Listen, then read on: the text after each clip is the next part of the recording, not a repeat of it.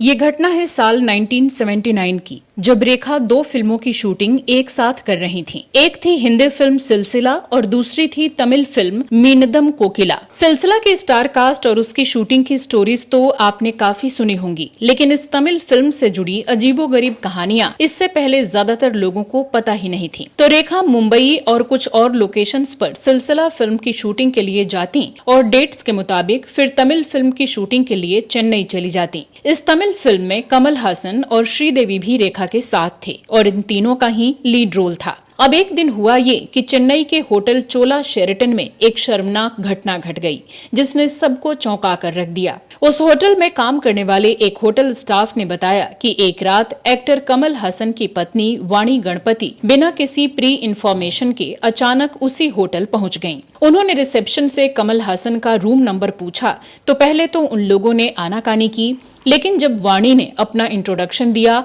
और प्रेशर डालने लगी तो वो लोग उन्हें साथ लेकर कमल हासन के रूम की तरफ ले गए।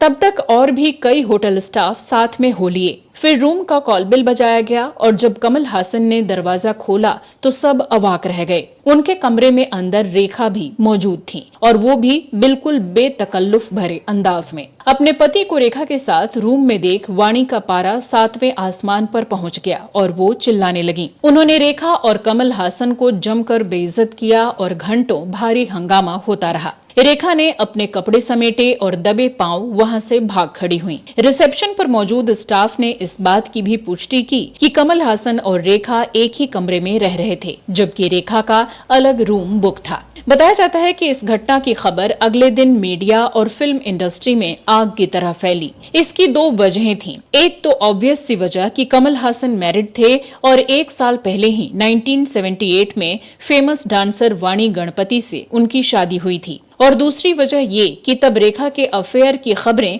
अमिताभ बच्चन के साथ जोर शोर से चल रही थीं। उसी दौरान फिल्म सिलसिला की शूटिंग हो रही थी, जब जया और अमिताभ बच्चन के साथ यश चोपड़ा रेखा के लव ट्रायंगल को भुनाने में लगे हुए थे। बताते हैं कि तब फिल्म सिलसिला के सेट पर जया और अमिताभ साथ में पहुंचते थे, साथ लंच करते और साथ ही घर लौट जाते थे। ये सब देखकर रेखा खूब चिढ़ती थी और क्रू मेंबर से इसे लेकर खूब चुगलियां भी किया करती थी कि जया अपने पति को पल्लू से बांध कर रखना चाहती हैं, जबकि वो उनके लायक ही नहीं है। वहीं दूसरी तरफ एक और शादीशुदा शख्स कमल हासन के साथ भी टू टाइमिंग कर रही थी और उनकी गृहस्थी में भी आग लगा रही थी। यानी एक साथ दो शादीशुदा मर्दों को हथियाने की कोशिश में रेखा जी जान से लगी हुई थी।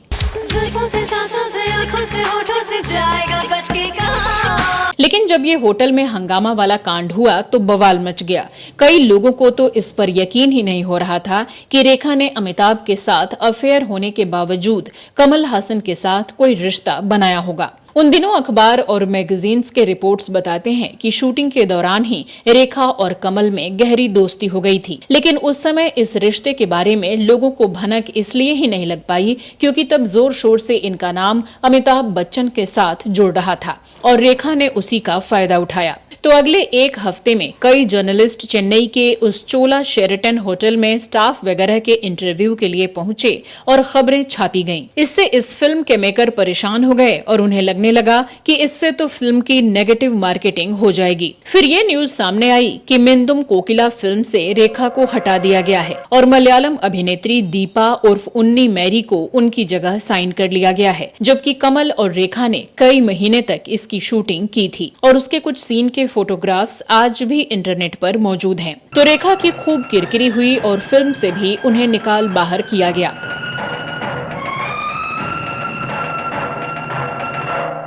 लेकिन कभी भी इस कहानी पर सवाल पूछे जाने पर रेखा या कमल हासन ने अपनी ओर से कुछ भी नहीं कहा, न ही इसका खंडन किया, न ही पुष्टि की, जिसकी वजह से आज तक ये कहानी एक रहस्य ही बनी हुई है। अब चूंकि इस फिल्म से रेखा बाहर हो गई, तो आगे चलकर लोग भी इस इंसिडेंट को भूल गए और रेखा ने जानबूझकर सदी के महानायक के साथ अपने रिश्ते को इस कदर फैलाना और गाना जारी रखा कि उनके बाकी अफेयर्स उसके आगे धुंधले से पड़ गए। बता दें कि सिलसिला और मीनदम कोकिला ये दोनों ही फिल्में एक ही साल में 1981 में रिलीज हुई थीं और आगे चलकर साल 1988 में कमल हासन और वाणी गणपति का तलाक हो गया था और कमल ने एक्ट्रेस सारिका से शादी रचा ली थी। तो सालों तक ये मामला शांत रहा, लेकिन ये एक बार फिर से सबके बीच चर्चा का विषय बन गया जब इसे उस घटना के चश्मदीद रहे जर्नलिस्ट ने रेडिफ पर सालों बाद याद किया। उन्होंने 21 साल पहले भी इसे लिखा था, लेकिन तब इंटरनेट का ऐसा दौर न होने की वजह से इसे इतनी तरजीह नहीं मिल पाई थी। तो एक तरफ साउथ और बॉलीवुड के दिग्गज स्टार कमल हासन थे, तो दूसरी तरफ हिंदी फिल्मों की दिवा चर्चित अभिनेत्री रेखा। दोनों ही अपनी शानदार एक्टिंग, लीक से हटकर फिल्मों और टैलेंट के लिए जाने जाते थे, तो साथ साथ अपनी पर्सनल लाइफ को लेकर भी खूब बदनाम रहे। कमल हासन अपनी टूटी शादियों और एक्स्ट्रा मैरिटल अफेयर के किस्सों को लेकर जहां चर्चा में रहे, तो वहीं रेखा के अफेयर्स की लिस्ट तो इतनी लंबी रही कि इनके प्रेमियों और पतियों को गिनने में भी टाइम लग जाता है।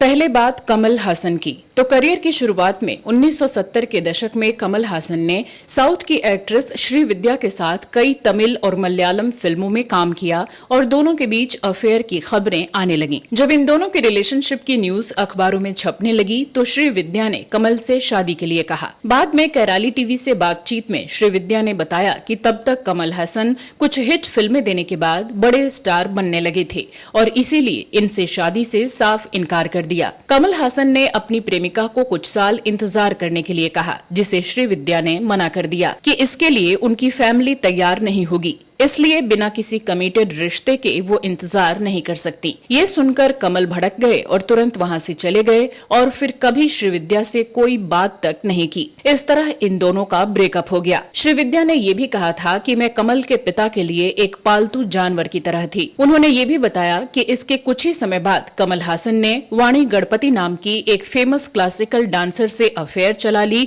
और बिना देरी किए उनसे शादी भी कर ली। श्रीविद्या को इससे गहरा सदमा लगा और वो लंबे वक्त तक डिप्रेशन में रही, जब वो बस यही सोचती रहती कि उस लड़की के पास ऐसा क्या है जो मेरे पास नहीं है। तो 1978 में 24 साल की उम्र में कमल हासन ने शादी की, लेकिन शादी के एक साल के अंदर ही उन्हें चीट करना शुरू कर दिया और वाणी गणपति ने उन्हें रेखा के साथ होटल में रंगे हाथ पकड़ लिया। इस रिश्ते की बुनियाद तभी हिल गई और वाणी समझ गई कि ये शादी ज्यादा नहीं चलने वाली। फिर भी वो इसे बचाने की कोशिशों में लगी रहीं और कमल के काम में भी इन्हें सपोर्ट करती रहीं, जिसमें अपने प्रोफेशन को सेकेंडरी रखकर कमल हासन की कई फिल्मों में इनके लिए ड्रेस डिजाइन किया और उसकी खूब तारीफ भी हुई। लेकिन इसी बीच कहानी में एंट्री हुई एक्ट्रेस सारिका की, जिनसे कमल की मुलाकात राज तिलक फिल्म की शूटिंग के दौरान हुई थी। मैंने भी तो तुमसे प्यार किया है और अब अपनी चाहत के दरमियान मैं किसी को दीवार नहीं बनने दूंगी। कमल को वैसे भी अपने शादीशुदा होने से कोई खास फर्क नहीं पड़ता था और कई लड़कियों के साथ उनका नाम जुड़ता रहा था, तो उन्होंने सारिका का भरोसा जीत लिया और कहा कि वो अपनी पत्नी वाणी से डिवोर्स लेने वाले हैं। इस तरह सारिका और कमल एक दूसरा घर लेकर वहाँ लिव इन में रहने लगे। जब वाणी को इस बारे में पता चला तो डिवोर्स केस की शुरुआत हुई। इधर 1986 में बिना पत्नी से तलाक लिए कमल हसन ने सारिका के साथ एक बेटी को जन्म दिया, जिसका नाम श्रुति हसन रखा गया। कुछ साल तक ये डिवोर्स केस चलता रहा और सारिका बिन ब्याही मां बनकर कमल के साथ रहती रही, जो कि उस दौर के लिए बहुत बड़ा और बोल्ड स्टेप था। फिर आखिरकार डिवोर्स हो गया और श्रुति के जन्म के 2 साल बाद कमल हासन और सारिका ने साल 1988 में शादी की। 2015 के एक इंटरव्यू में कमल हासन ने इस बारे में बात करते हुए कहा था कि वाणी से तलाक ने उन्हें दिवालियापन के कगार पर छोड़ दिया था, जबकि वाणी ने डेक्कन क्रॉनिकल से बातचीत में कहा, हमारे तलाक के 28 साल हो चुके हैं, मैं हमेशा इन मुद्दों पर चुप रही हूँ, लेकिन वो ऐसे क्यों बर्ताव कर रहा है। हम जिस फ्लैट में रहे और मैंने वहाँ जो कुछ सामान इस्तेमाल किया उसने मुझे वो तक देने से मना कर दिया था। मैं ऐसे आदमी से और क्या ही उम्मीद कर सकती हूँ। फिर 1991 में इनकी छोटी बेटी अक्षरा का जन्म हुआ। अब तक कमल ने सारिका के फिल्में करने पर पाबंदी लगा दी थी और उन्हें घर बच्चे संभालने में पूरी तरह से लगा दिया था। देखते ही देखते 16 साल बीत बीत गए। इस बीच कई बार कुछ को एक्ट्रेसेस के साथ कमल हसन के लिंकअप की खबरें न्यूज़पेपर्स में छपती रहीं, लेकिन तभी सारिका की सबसे करीबी दोस्त गौतमी की एंट्री हुई, जो अपनी शादी टूटने के बाद अक्सर सारिका के साथ इन्हीं के घर में आकर रहा करती थी। सारिका को इस बात का अंदाजा भी नहीं था कि इनकी सबसे अच्छी दोस्त और इनके पति ही इन्हें धोखा देने वाले हैं। आखिरकार जब सारिका को अपने पति के इस नाजायज रिश्ते के बारे में पता चला, तब वो इस कदर टूट गई कि चेन्नई के अपने फ्लैट के 4th फ्लोर की बालकनी से नीचे छलांग लगा दी।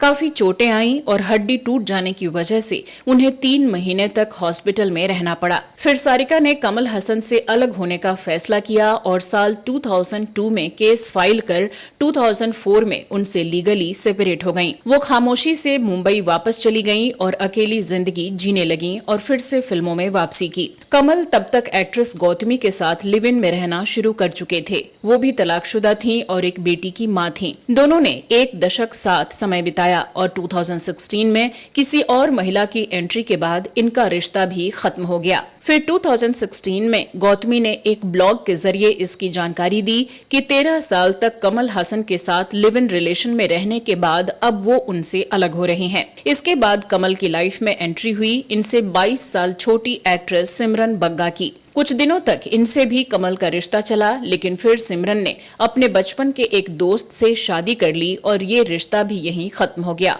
इस तरह कमल हसन बेतकल्लुफी से कपड़े की तरह बीवियां और गर्लफ्रेंड बदलते रहे और इसे शान से फ्लॉन्ट भी करते रहे। दरअसल ठग लाइफ फिल्म के प्रमोशन के दौरान शादी को लेकर किए गए सवाल के जवाब में कमल हसन ने जो कहा वो अजीब था। कमल ने कहा, ये 10-15 साल पहले की बात है। MP ब्रिटास मेरे बहुत अच्छे दोस्त हैं। उन्होंने कॉलेज के छात्रों के एक ग्रुप के सामने मुझसे पूछा, आप एक अच्छे ब्राह्मण परिवार से हैं, आपने 2 बार शादी कैसे की? तो इस पर मैंने जवाब देते हुए आगे कहा, अच्छे परिवार से होने का शादी से क्या लेना देना है? उन्होंने कहा, नहीं, लेकिन आप भगवान राम की पूजा करते हैं, इसलिए आप वैसे ही जीते हैं जैसे उन्होंने जिया। मैंने कहा, सबसे पहले मैं किसी भगवान की पूजा नहीं करता, मैं राम के मार्ग का अनुसरण नहीं करता, शायद मैं उनके पिता दशरथ के मार्ग पर चलता हूँ। यानी कमल ने साफ कर दिया कि वो कई पत्नियां और प्रेमिकाएं रखने के फेवर में हैं और उसे ही फॉलो करते हैं। और शायद इनकी यही सोच इन्हें रेखा के करीब भी ले गई होगी, जिन्होंने ढेर सारे लोगों से रिश्ते बनाए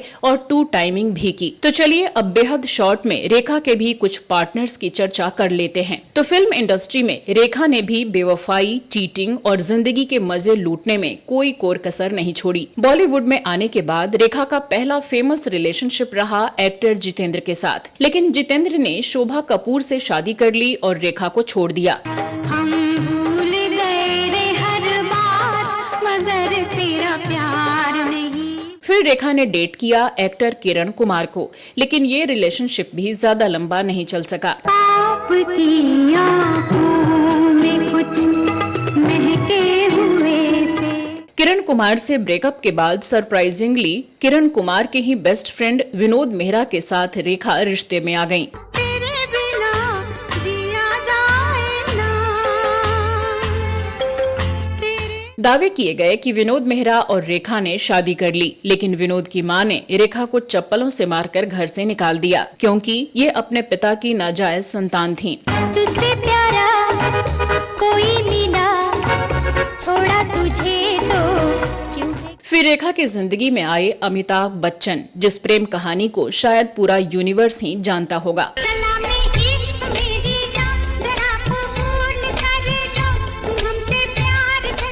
साथ ही कमल हसन भी उसी दौरान उनकी जिंदगी में रहे, जिसके बारे में ऑलरेडी हमने शुरू में चर्चा की। अमिताभ बच्चन के साथ ब्रेकअप के बाद रेखा ने दिल्ली के बिजनेसमैन मुकेश अग्रवाल से बकायदा शादी की, लेकिन उस आदमी ने तो बेहद शॉकिंग तरीके से शादी के सिर्फ 1 साल के अंदर ही जिंदगी खत्म कर ली। फिर रेखा ने डेट करना शुरू किया यंग एक्टर संजय दत्त को, लेकिन जल्द ही ये दोनों भी अलग हो गए।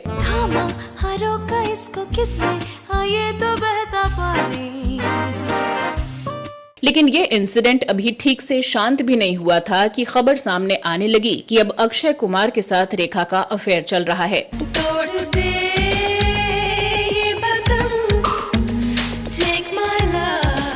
फिर इस रिश्ते का भी अंत हो गया और कुछ साल बाद इस खबर को हवा मिलने लगी कि रेखा लेस्बियन है और उनकी हेयर ड्रेसर फरजाना के साथ वो रिलेशन में है। खैर, इन खबरों में कितनी सच्चाई है ये तो पता नहीं, लेकिन रेखा का रोमांटिक पास्ट बेहद प्रॉब्लमेटिक जरूर रहा और कुछ ऐसी ही कहानी रही कमल हसन की भी, जिस वजह से हमने इस रिलेशनशिप और इस कहानी को आप तक पहुंचाने की कोशिश की। तो आप रेखा और कमल हसन के इस बिहेवियर के बारे में क्या राय रखते हैं, कमेंट करके जरूर बताइएगा। मिलते हैं अगले एपिसोड में, तब तक के लिए नमस्कार।